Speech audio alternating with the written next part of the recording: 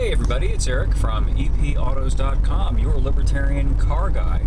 And I'm going to christen what I do with these little monologues my e-cast. It's not quite a podcast. I haven't really figured out the mechanics of that yet. And it's on my own, so it's just me and my little cheesy handheld recorder thing. So I'm going to call these e-casts. At any rate, the thing I want to e-cast about today is something that's brewing courtesy of a Democratic Congresswoman from Massachusetts named Kathleen Rice, who has proposed a bill called the End Drunk Driving Act, or something like that, which of course is very disingenuously named, and I'll explain why. What she wants is to force all the car companies to install passive breathalyzers inside every new car within about 10 years from now. So the technology exists to do this. You can embed sensors, for example, in surfaces that are touched by the driver, the steering wheel, shift handle, and so on, that can sample your skin and come up with some kind of a reading as far as your blood alcohol content goes, and then shut the car off, so brick the car. Now, of course, they use this term drunk driving. Well, the other day I was on Brian Hyde's podcast. He actually has a podcast, and Brian is out at Utah, and he mentioned to me in the course of our conversation that the state has either passed or is about to pass or is trying to pass a lowering of the legal threshold defining drunk driving to 0.05 BAC. The national standard is 0.08, so 0.05 is effectively a zero tolerance policy. It means that you could be convicted of quote-unquote drunk driving for having a beer in your system. Literally, that is not an exaggeration. One beer, glass of wine. You go out and have dinner, you have a beer with your dinner.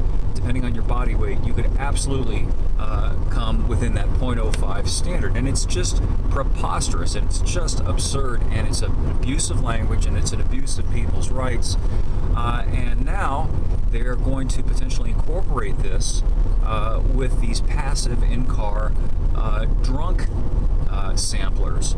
And Utah is not the only state that's agitating to lower the legal threshold. Other states are looking at this as well, and I strongly suspect that is the trend in safety cult America, that you're going to see the overall standard go down to 0.05 or 0.04 or even less. It already is for drivers under the age of 21, because of course that's the legal age for drinking, and they have in many states this zero tolerance policy where anybody who is between 18 and 21 who has any trace of alcohol in their system whatsoever gets crucified, nailed to the wall, their driving privileges taken away, and so on and so forth. So many ways to look at this. It's outrageous in that it cheapens what drunk driving really is. Number one, people who actually are really ripped and shouldn't be behind the wheel of a car, on the one hand, and somebody who's had a glass of wine or a beer or even two over the course of dinner and isn't drunk. The other thing is presumptive drunkenness. Now we're going to be treated like presumptive drunks, not just at checkpoints, but in our cars, which means we'll basically have checkpoints in our garages everywhere we go, and these checkpoints will brick our cars if we've had effectively anything to drink whatsoever. So it's kind of stealth prohibition. It's like they're trying to reestablish 1930s era prohibition de facto. I mean, if you can't have a beer anymore and go anywhere, basically it just means that you can only have a beer or wine or whatever when you're at home, or you've got somebody else to drive you, and they don't, they haven't had anything to drink either, and it gets to be such a hassle because the consequences are so disproportionately severe that people just don't do it at all anymore. And that, by the way, is another aspect of this that's bizarre and typically American, in that it's just stilted and arbitrary, selective, and irrational. When people use that term drunk driving, I think what they're really trying to get at is impaired driving, right? Well, people are impaired for a variety of reasons. Alcohol and drugs, those are just a couple of the reasons. Some people are impaired just by the fact that they're terrible drivers. They can be completely sober and terribly awful drivers and impaired by any meaningful standard. Yet they're not subject to crucifixion for being poor drivers, or having bad eyesight, or having the poor judgment to continue to drive when they probably shouldn't be driving at all because of the fact that they have poor eyesight, terrible reflexes, or awful drivers. Some of you may know the name Bob Bondurant. He's an old race car driver. He used to run a high-performance driving school. And I had the good fortune to go to school with Bob and take his class. This was a number of years ago.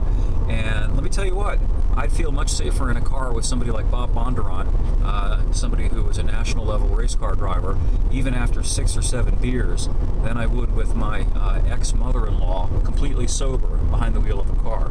My ex-mother-in-law is a wonderful person. She's very nice, but she is a terrible, terrible driver. And even without any alcohol in her system, by any objective metric, she's impaired. Guarantee you I'm a much better driver than she is, with half a case in me, than she is sober. At any rate, the whole thing's just out of hand. And this lawmaker in California, her name is Catherine Rice, I think, is somebody who merits a tsunami of abuse and derision for this. It's exceptionally obnoxious, and I'm hoping that we can stomp all of this before it's too late. I'm actually in a pretty good mood as far as that goes, and optimistic. I think the fact that the big tech companies, the social media platforms, are becoming literally carpet-chewing hysterical in terms of their attempts to stifle and stomp and suppress any information they can't control, any opinion that they disagree with, is indicative of the fact that they're starting to worry that they are losing the argument. Because when you can't compete on the merits and on the facts and can't present a cogent argument, what do? You scream and you yell and you try to put duct tape over the mouth of your opponent, and that's what they're doing now. So the more we talk about this and the more we spread the word, the better it is for us, the worse it is for them. At any rate, I will have more up at epautos.com. And speaking of big tech suppression, have a look at the lead article that's on the site today, and you'll get hipped to the very latest. So again, thanks for viewing, and we'll catch up with you again soon.